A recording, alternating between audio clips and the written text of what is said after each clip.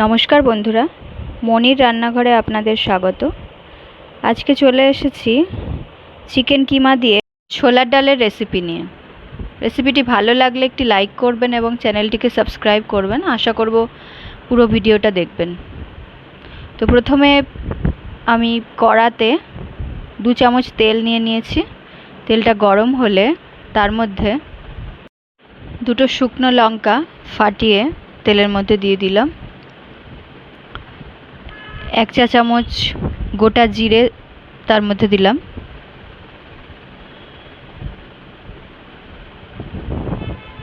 দিয়ে একটু নাড়িয়ে নেব।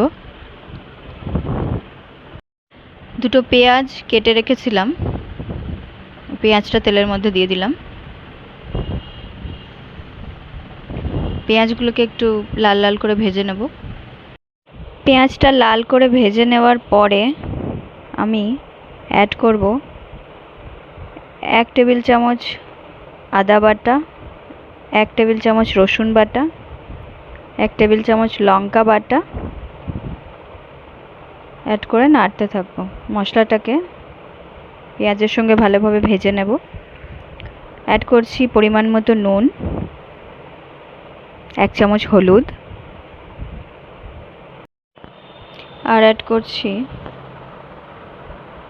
1 চামচ লঙ্কার গুঁড়ো। মশলার কাঁচা গন্ধটা চলে যাওয়া অবধি মশলাটাকে কষতে থাকবো।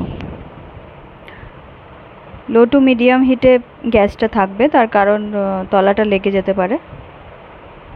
মশলার কাঁচা গন্ধ চলে যাওয়ার পর অ্যাড করছি 2টো টমেটো কুচি। টমেটোটা মশলার সঙ্গে ভালো করে মিশিয়ে নেব এবং কিছুক্ষণ ভাজতে থাকবো। টমেটো থেকে তেল ছেড়ে দেওয়ার পর অ্যাড করব আগে থেকে ধুয়ে ম্যারিনেট করে রাখা চিকেন কিমাটা। চিকেন কিমার মধ্যে হাফ লেবু এবং পরিমাণ মতো নুন দিয়ে আমি আধ ঘন্টার জন্য ম্যারিনেট করে রেখেছিলাম। এটা 200 গ্রাম চিকেন কিমা আছে। আপনারা আপনাদের প্রয়োজন মতো নিয়ে নেবেন, সেই বুঝে আপনারা ম্যারিনেটের নুনটাও দেবেন। কিমাটা ভালো করে মশলার সঙ্গে কষে নেব। প্রায় 5-6 মিনিট ধরে মিডিয়াম ফ্লেমে কষার পরে কিমাটা থেকে অল্প অল্প তেল ছেড়ে আসবে। ছোলার ডালটা 4 ঘন্টা ভিজিয়ে রেখে প্রেসার কুকারে 6টা সিটি দিয়ে আমি রেখেছিলাম। ছোলার ডালটা এখন এই কিমার মধ্যে অ্যাড করলাম এবং ভালোভাবে মশলার সঙ্গে কষিয়ে নেব।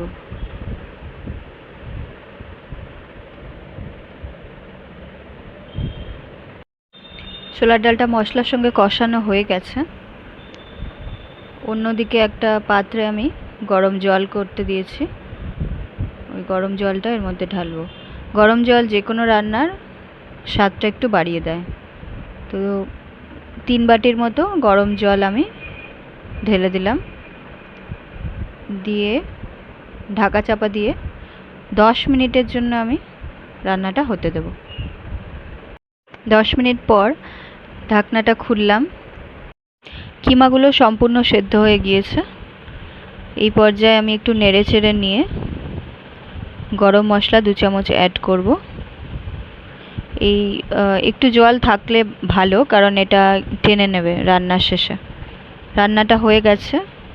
গ্যাসটা বন্ধ করে 5 মিনিটের জন্য ঢাকনাটা চাপা দিয়ে রেস্টে রেখে দেব। তো বন্ধুরা, তৈরি হয়ে গেল চিকেন কিমা দিয়ে ছোলার ডালের রেসিপি। আপনারা অবশ্যই বাড়িতে ট্রাই করবেন।